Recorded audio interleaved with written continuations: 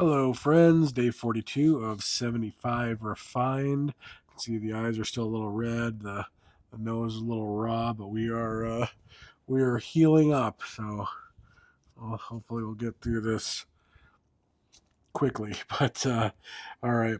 So the quote of the day comes from Roger Staubach, which is there are no traffic jams along the extra mile. So if you go the extra mile, there's not going to be a lot of traffic there. All right, let's get into the reading today. So we wrapped up Proverbs, got through all of Ecclesiastes, as well as the Song of Solomon or the Song of Songs, depending on which translation you're looking at. It'll have a different name. So this wraps up the wisdom, the writing books, the poetry that wraps all of this up, this portion of scripture, and then we move on to the prophets. So at this point, we've read Job, Psalms, Proverbs, Ecclesiastes, and the Song of Solomon. They don't move the story forward for Israel like the historical books do, but they let us know, kind of explore how to live, how to think, how to suffer, how to love, and how to understand life, um, life with God, and life without God too. So kind of the wisdom that comes from that. So we're going to get into, like I said, we're going to get into the prophets. Excuse me, just wipe my nose. And so this is a very important transition day. All right. So Proverbs 23 through 31. These are the closing sayings of wisdom. In these chapters, we see friendship, discipline, speech, humility, leadership, diligence, self-control. 27 emphasizes honest relationships. Faithful are the wounds of a friend. Proverbs 29 speaks about rulers and justice. When it says here that when the righteous are in authority, the people rejoice. And these proverbs show us that wisdom is not just knowledge; it's the ability to live rightly in God's world. Proverbs 30. This is from Agur, and the question about the sun. We actually read this is a something where the sun is mentioned in the Old Testament. It says, who has ascended into heaven and come down? Who has gathered the wind in his fist? Kind of sounding a lot like Job there. Who has bound the waters in his garment? Who has established all the ends of the earth? What is his name, and what is the name? What is the name? What is his son's name, if you know? So in context, the writer is saying that human understanding is limited compared to God. Again, we see that with Job as well. But the question about his son stands out. The Old Testament rarely speaks this way, so this verse feels like a question waiting for a big answer, and we get to see that in the person of Jesus. Not direct prophecy, but it does point towards a fuller revelation that will come later, like I said, in Scripture. Uh, Proverbs 31, this is about the virtuous woman. This is how we kind of end Proverbs. A very, very popular passage of Scripture. And you might hear about the Proverbs 31 woman, for example. Um, Ecclesiastes. So this is Solomon nearing the end of his life. It's kind of like Job. It's a very honest book. It's an honest reflection. The speaker calls himself the son of David, king of Jerusalem. So traditionally, this is understood to be Solomon speaking later in his life. Earlier in his life, Solomon had wisdom, wealth, power, and influence beyond any king of Israel. But we also read in Kings that his heart turned away, and he became later in life divided because of all of the women. Ecclesiastes sounds like a reflection of a man who experienced everything the world can offer, only to find out that it doesn't satisfy him at all. It was all fleeting. What does it all mean? The key phrase in this book is vanity of vanities, all is vanity. The word basically means vapor, breath, or something that disappears. It's gone. It's really the voice of somebody who's looking back, saying, "What does it all mean? What is it all for?"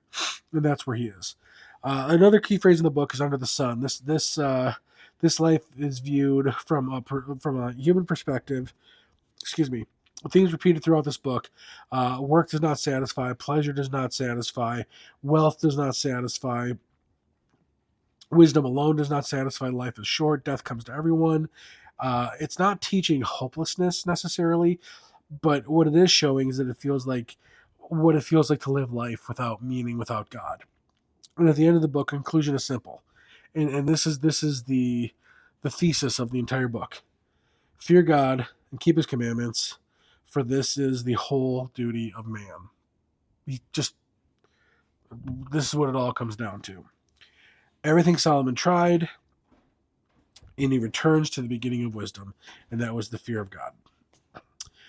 And then Song of Solomon. This is again, it's a love song. Well, I was because when I read, I like to read along with the audio version. So especially when I'm doing a big, when I'm reading just like a smaller section, I'll just read it. But when I'm doing big chunks of reading, I like to listen along as I read. I'll tell you what, there were times when I was listening to the Song of Solomon, I had to turn it down because I'm like, oh boy, somebody's gonna hear me, somebody's gonna hear me reading this, and it's embarrassing. But but the idea of this, the title means of this book is that it's the greatest love song, basically. Traditionally connected to Solomon from earlier in his life, not later, like when he was reflecting in Ecclesiastes. This is poetry. It's love between a man and a woman. It was treated as symbolic allegory by some early church fathers. That's mostly been rejected by many other early church fathers, and I think just orthodoxy as a whole. While we do see bride and bridegroom uh, imagery and verbiage used with Christ, it's not the same as this. This is uh, um, very much between a man and a woman in their relations. So, um, so reading it as an allegory kind of misses the point, really, but it does help kind of balance Ecclesiastes as well. We see longing, admiration, separation and reunion, commitment. Uh, it's again, it's a powerful book of just a love song, but it has some strange imagery too. I don't know if you caught any of the fawns and the towers and the goats and all of the things. I encourage you to Google the what is it the description of the Song of Solomon, like what it would look like. It's quite frightening, but yeah, that's the closing of the wisdom and poetry books. So we have How to Live in Proverbs, How to Feel When the World Seems Empty in Ecclesiastes, How Love Fits into God's Design, Song of Solomon, How to Worship in Every Season, Psalms, and How to Suffer Faithfully in Job. So moving into the Proverbs, the prophets, we start with Isaiah, and Isaiah is going to get into a lot of really heavy talk about messianic stuff. We're really going to get into some real messianic prophecies in Isaiah. There's a minister who ministers to Jews in Israel, and he will have them read from the book of Isaiah, and he'll say, "Is that Old Testament or New Testament?" Oh, and then a lot of them will say, "Oh, it sounds like New Testament." And he goes, "This is the prophet Isaiah," because they would say, "Oh, this sounds like Yeshua and Jesus," and then he goes, "Oh, this is Isaiah speaking." So, quite powerful. So the Christ thread, like I mentioned before in Proverbs 30, his name and what is his son's name. The wisdom books do not answer the question, but Scripture later will. Who is his son? And so we will get into that. But yeah, that's all I have for you today. Continue to pray for me that I make a speedy recovery, and we'll be back tomorrow, day 43. Like I said, we're going through the book of Isaiah tomorrow, so I'm excited for that. And then I'll explain where all the prophets line up in the whole arc of the story of Israel as well. But that's it, friends. Don't forget to like, subscribe, follow, and ring the bell, share, do all the things. Love you. We'll talk to you soon.